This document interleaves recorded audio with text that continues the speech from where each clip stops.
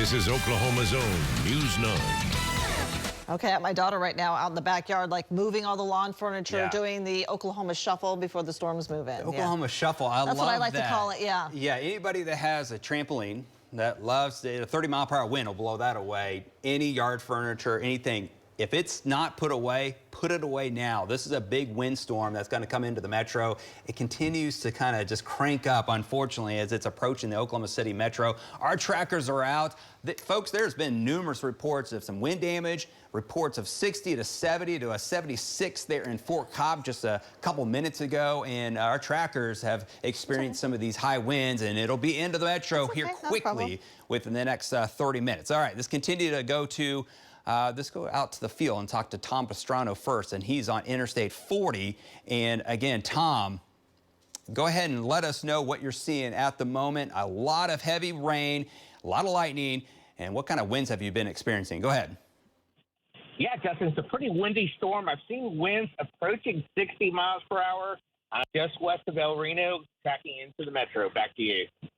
Yeah, there's a 60-mile-per-hour wind showing up on radar near El Reno, just north of El Reno, 75 to 80 on our radar just east of Calumet, as that is moving off towards the east-southeast. All right, let's go off to the north and talk to Marty Logan. He's on the north side of this Boeing feature, and look at those tumbling clouds there, Marty. Here comes the wind. Go ahead and give us a report. Yeah, the wind's starting to kick in from the west. A lot of cloud-to-ground lightning. There's going to be heavy rain. You're looking south down towards Okarche. Back to you.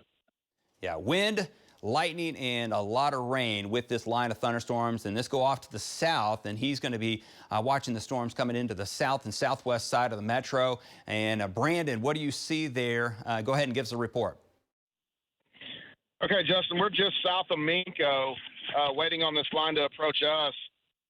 As of right now, just looking off to the west, I can tell you that there's probably a tremendous amount of wind coming out of this storm and a boatload of lightning right now. The cloud-to-ground lightning is tremendous as it moves off to the east. So we'll be on the south side of the metro as it comes in. Back to you. Thanks for that report there, Brandon. Yeah, all storm trackers have said a lot of lightning. That'll be, again, power bumps nonetheless with the lightning, and then also the wind. You put that in a factor in. So some local power outages are heading our way here across Metro. Let's go to the Lynx 1, and there's that lightning bolt. As you can see, this is a lot of the lightning bolts that you will see here across Metro, and this is what was happening, and it caused a couple power outages.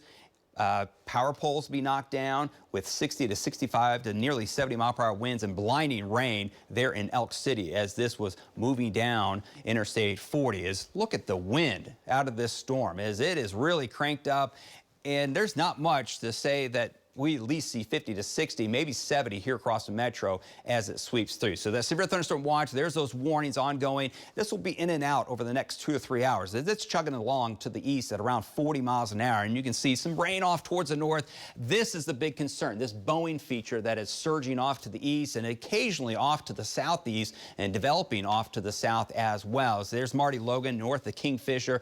There's the high winds starting through Okarche here with this little Boeing feature down towards El Reno, Union City, and Minco as Tom and Marty are racing to the east to stay ahead of this storm system. Jeremy Carter's here in the metro watching the storms there, and then there's Brandon off along Interstate 40. So you can see wind followed by very heavy rains, and embedded with those very heavy rains, small hail. There couldn't be ruled out some dime to nickel to quarter size, but the hail and the tornado threat is very low. This is a wind machine that will cause 60 to 70-mile-per-hour wind gusts at least. There is the possibility of a little bit higher as the radar was showing. And again, a lot of rain and a lot of lightning. This continues all the way down 81 towards Rush Springs in the Marlow-Duncan area. Look at the wind. There's that wind spike I was talking about. There was being tagged at 75 to 80 miles an hour. And again, the winds and the rain, the hail.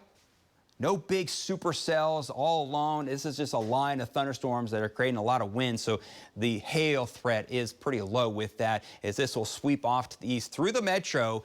Pick your time here, Yukon, in the next 15 minutes or so, in the next 30 or so here across the Norman area by 1 o'clock at least, and then down towards Midwest City on the east side through 1:15. So again, here comes that severe weather off towards the east. This will continue off to the east as well. Rainfall amounts have been quickly a half an inch to an inch of rain. 75 degrees, rain approaching and raining there in El Reno. as this rain-cooled air will move into the metro. So here, rain early, and then we'll try to see sunshine and temperatures back up into the upper 80s. Rain chances mainly southwest, south central later on this evening with a possible severe weather threat. But I think this complex will really keep that threat off towards the southwest. Front comes in, but it's not much of a cool front. Temperatures in the low to mid 90s over the weekend, and then middle to upper 90s as we head towards next week. We'll be tracking these storms through the metro, but wind, heavy rain, and a lot of lightning heading our way.